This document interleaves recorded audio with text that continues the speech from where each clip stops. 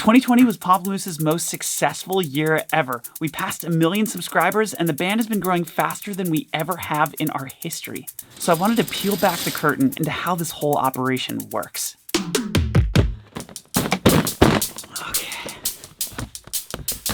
In here somewhere. This is how we got started. Hi! Emergency vlogging session! Nat and I started Pomplamoose in 2008. We didn't even have a band name. It started as just us making music together. And at the beginning, we did everything. We did all the mixing, we recorded the instruments, we edited everything, we came up with the ideas for the videos, we shot the videos, we edited the videos, we did everything.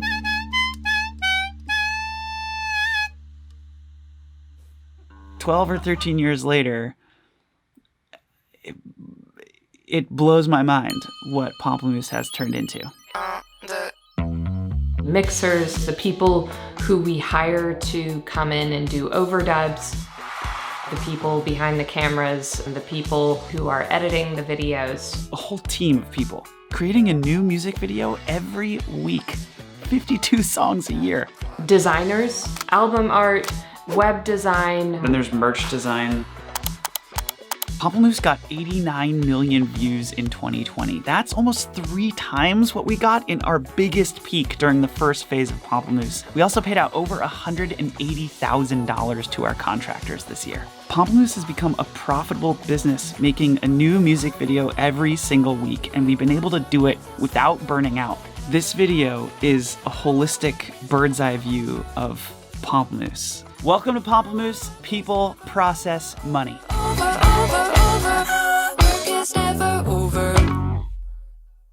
How's everybody doing? Everyone answer at once. Ready, 1, 2, 3. Great! So Pomplamoose, interestingly, does not have a manager. We just have a team that's essentially, runs content operations. Ben Rose. It's me, Natalie! Ben Rose, head of audio. Ben works with the mixers and the arrangers and the producers and the extra instrumentalists and makes sure that everything comes together and yields like a great sounding audio track. Number one, it's the end of the world as we know it. Lindsay Ballantine, admin. Nope. George Sloan, head of video. George is just overseeing tons of different projects, hiring the team that shoots, delegating each video to an editor. Aside from our weekly videos, he's also been in charge of music videos. Is that what the inside of your mind looks like? That's exactly right. It's actually messier in my mind. Dominic Mercurio, lead video editor. You know where to put it? Yep. Chris Modal, head of operations. Chris started out as our tour manager, but he was so diligent and so capable and smart and on it that Nat had the great idea to hire him to run operations. When I came in, Natalie was just pulling her hair out to try and make all of it work. Chris does more with his days than I'll ever know. And then, of course, there's Natalie. Natalie runs Pomplamoose. Natalie is essentially the CEO of Pomplamoose. She manages the team, she figures out what to do, she runs the weekly meetings. I run Pomplamoose. There you go. And that's the core team. Drive in to dinner with my dad and brother. Hello, Ben's family. You're in headphones, but George says hello, Ben's family. George is my nemesis. My dad says fuck you. That's arch nemesis to you, Ben. I choose to work with people who I just like as people. Fuck.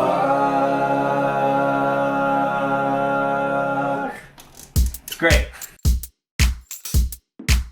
Yes.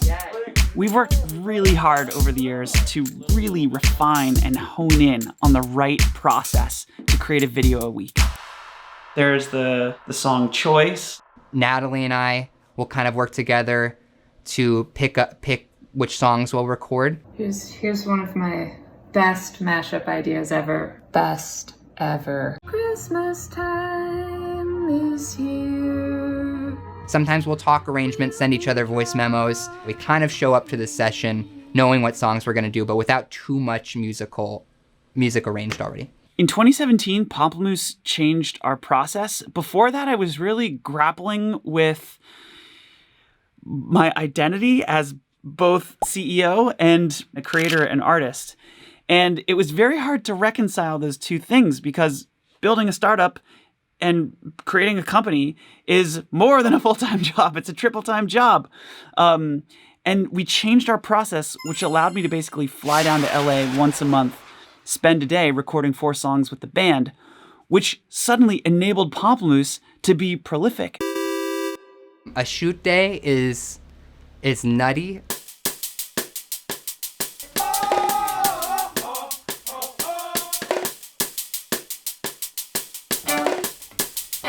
Recording days. Ricky Chavez, cinematographer. Usually 8 a.m. calls. Crew gets there. We have 2 hours to set up, 4 to 8 cameras, depending on how many musicians we have in the studio.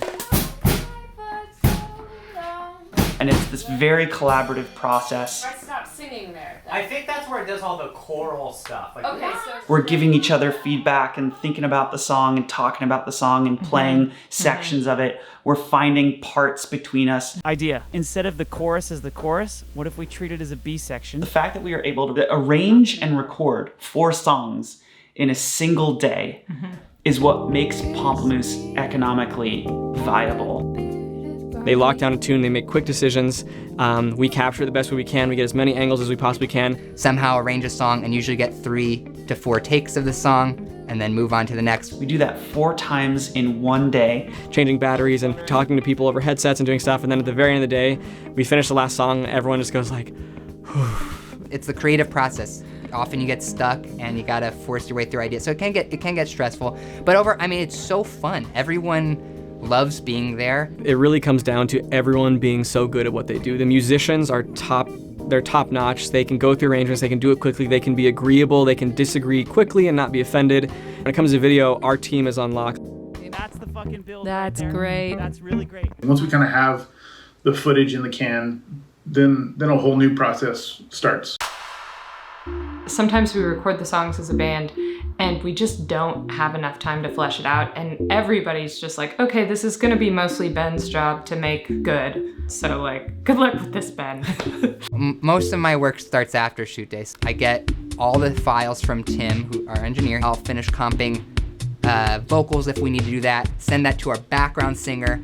Our background singer will send back vocals to me, and usually I'll add extra production, synthesizers, percussion, and then from there I'll send the finished song either to Yanni or Caleb, who are like the best mixers. We'll put that up for mix review. Jack and Natalie will send notes, and on average probably 2 or 3 mixes, and then we've got a final song.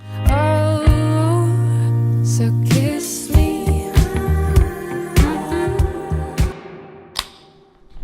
Okay, so I was just watching back the edit and I realized I had to film a pickup because before I jump into a section on Pomplamoose' finances, I have to acknowledge the fact that I am a CEO and a co-founder of a company that's now worth over $1 billion. And that puts me in a different position than most creators. I don't want to pretend for a second like I'm not in a position of privilege and wealth, because I am. So despite the fact that Pomplamoose has figured out a model that works and is profitable, I have to acknowledge the fact that I'm just in a different place than most creative people. And the second thing I wanted to say before we jump in is I know that money can be a taboo subject to talk about as a band and for creators in general. And the reason I want to talk about it is because I feel like one of the things I want to do in my short time on Earth is help creative people build their dreams in a sustainable, viable way. Help creative people build businesses on top of their creative passions. And so that's why I wanted to open up and talk about this a little bit. Okay, let's get back to the show. Pomplamoose makes money, and it's amazing. Like, I've worked in music for about 16 years. Almost every single one of those bands that I've ever worked for have all relied on touring to make income. We're not a traditional band. We actually don't tour that much. We didn't tour that much this year for obvious reasons. But even in general, we don't tour that much. The biggest categories of revenue for Pomplamoose are streaming. That's like iTunes and Spotify and all that kind of stuff. Then the next biggest thing is membership. Membership is our Patreon. Our Patreon is our second biggest source of revenue. By the way, if you are a patron, thank you. Thank you. Literally, you make Pamplemousse happen. The only reason we're able to do all this is because of you. It's true. It's true. It is true. And then there's ad revenue, which is like half, basically it's the next biggest thing, but like half of what membership is. And then there's everything from like merch to licensing to ASCAP and radio and that sort of stuff. But all of that is kind It's of all much smaller. expenses. Most of what Pamplemousse pays for is our team. Pamplemousse spends its money on people, on amazing, talented, creative teammates. I'm really glad that we're able to pay our team good salaries, that we're able to pay our musicians well. A lot of our expenses too are merch. Merchandise is an expensive, kind of low margin part of the business. And then of course there's design, and then also there's video production and studio rentals. Let's talk about net income. So this is a chart of Pamplemousse's net income month by month over the course of 2020. And you can see some months are green, where we made money, some months are red, where we lost money, but over the course of the entire year, Pamplemousse is cash flow positive. And that's with Natalie taking a healthy salary. We're okay spending the money that we spend on the band because we're confident that we know how to spend that money in order to grow the reach of the band. And you can see Pamplemousse has grown every year since 2017 when we started Song Per Week. So it starts with nothing, right? We have total freedom. There's nobody pushing Pamplemousse to do or not do anything other than the team itself. I think I just feel really grateful that when I make something, there is a team of people there making it even better, and that when I make something, someone gives a shit. It's not waterproof, so I destroyed my camera.